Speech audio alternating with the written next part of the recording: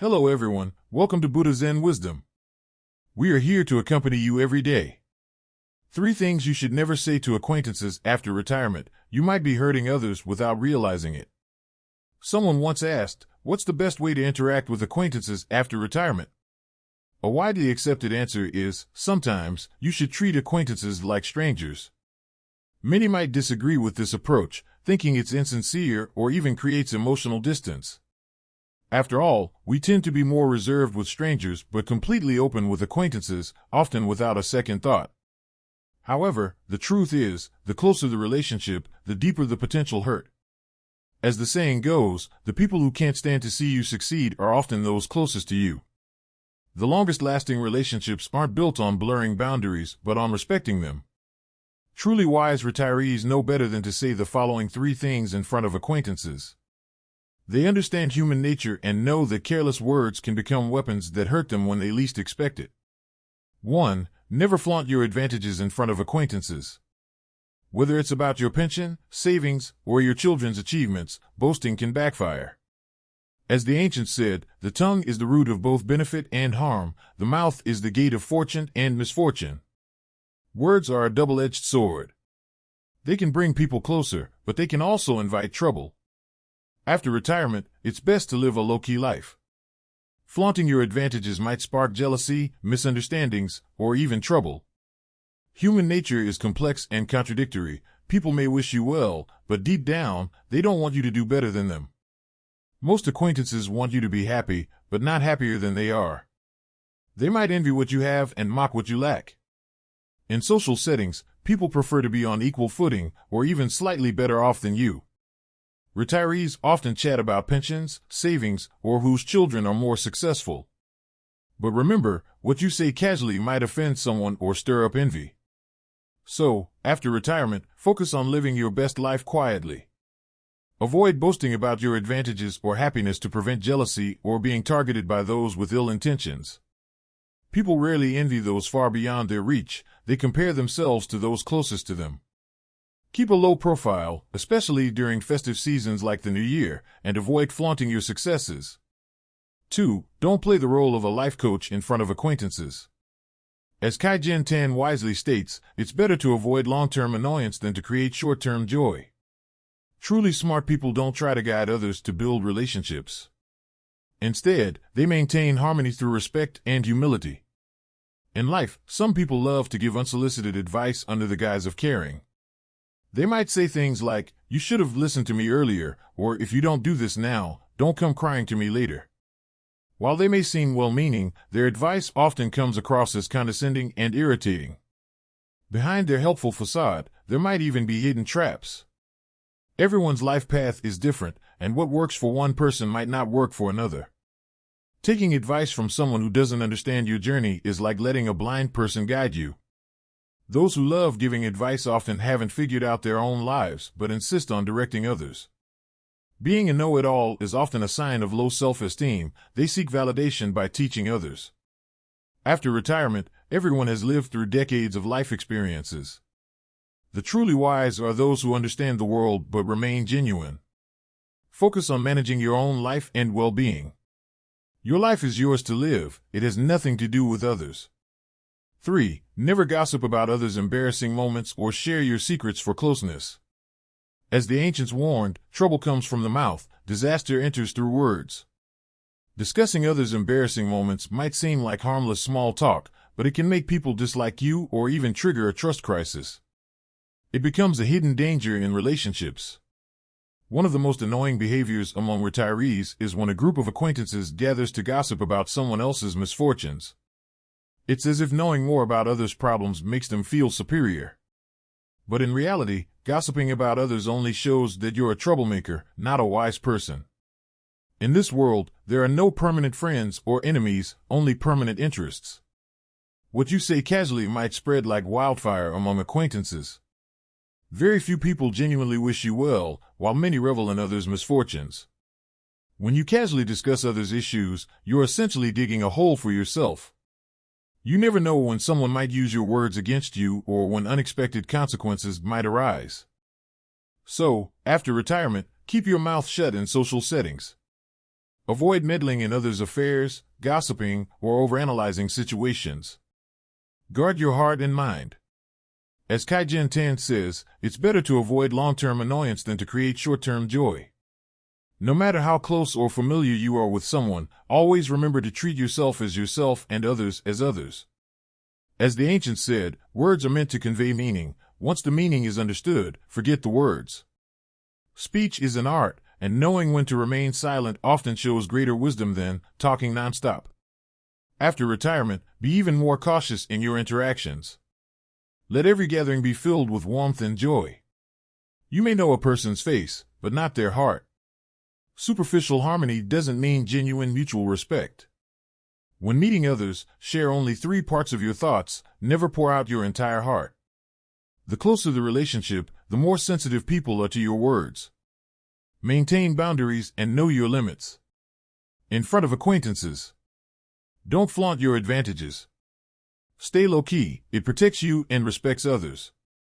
Don't play the life coach. Being a know-it-all is one of the worst behaviors. Focus on improving yourself. Don't gossip about others. Human nature is rooted in self-interest. Talking about others often reflects poorly on yourself. A wise retiree avoids these 3 topics in front of acquaintances and instead lives a quiet, fulfilling life.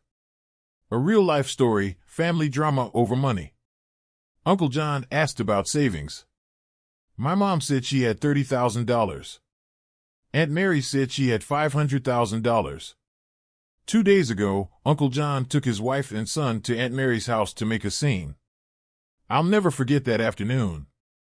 Uncle John's family stood at Aunt Mary's doorstep, shouting so loudly the whole neighborhood could hear.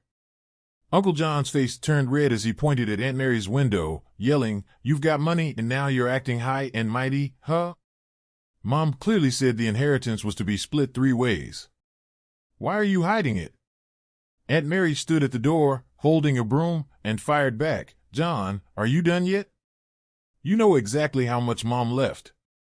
You're a grown man, why are you always eyeing your sister's money?" Uncle John's voice grew louder. "Mary, don't play dumb. Susan said she only has $30,000, but you claim to have $500,000. Where's the rest? Did you two conspire to keep it for yourselves?" The commotion drew several neighbors. I stood nearby, feeling a mix of emotions. As the only son in the Zhou family, I watched my mother stand silently, head bowed, too afraid to speak. My heart ached with frustration. How had things come to this? The backstory. A few days earlier, I overheard my mom whispering on the phone with Aunt Mary. She mentioned $30,000 and $500,000 and said, "John is going to make a scene again." After hanging up, I asked her what was wrong. She sighed and explained that Uncle John had been questioning her about her savings, convinced that she and Aunt Mary had hidden part of their mother's inheritance. I frowned. Wasn't Grandma's savings divided equally among the 3 of you years ago? Mom nodded but smiled bitterly. Yes, but your uncle always feels shortchanged. He thinks Aunt Mary and I took more than our share. I was furious. Uncle John had always been a troublemaker in the family, always complicating things. The next day, he showed up at our house with his wife and son, demanding answers. "Susan," he said sternly, "I'm not here to argue, but Mom's money is a family matter. You can't keep secrets from me." Mom tried to explain, "John, I've had medical expenses. My savings aren't much." But Uncle John's wife sneered, $30,000? You expect us to believe that? Mary has $500,000. How come you're so poor? I couldn't stay silent. Uncle, Aunt Mary's savings are our own. They have nothing to do with Grandma's inheritance. Besides, you got your fair share back then. Why are you bringing this up now? Uncle John glared at me. This isn't your business. I'm talking to your mom. Mom tugged at my sleeve, whispering, "Don't argue. Let it go." I felt helpless, watching her endure this humiliation. The breaking point. 2 days later, Aunt Mary called, saying Uncle John had stormed into her house, smashed her coffee table, and caused a scene. I rushed over to find chaos. Uncle John stood in the living room, yelling, "Mary, you'd better explain yourself. Where did you get $500,000? Is it from Mom's money?" Aunt Mary, pale with anger, retorted, "John, if you keep this up, I'm calling the police. This is my hard-earned money. Why should I give it to you?" Uncle John's wife chimed in, "Mary, we're family. How can you hide money like this? Don't you feel guilty?" I stepped in, raising my voice. "Uncle, Aunt, enough. Grandma's been gone for 5 years. Why are you still fighting over money? The division was clear back then. Is money more important than family?" Uncle John hesitated, but then snapped, "Family matters, but what they did was wrong." I sighed. "Uncle, what have you done for this family? You're always focused on others' money, but have you ever thought about what family truly means? If Grandma could see this, what would she think?" Those words silenced Uncle John. After some mediation, Aunt Mary agreed to help Uncle John financially, but she made it clear it was out of kindness, not obligation. Uncle John, though still resentful, didn't push further. The aftermath. On the way home, Mom whispered, "Thank you. I don't know how this would have ended without you." I smiled bitterly. "Mom, you don't need to thank me.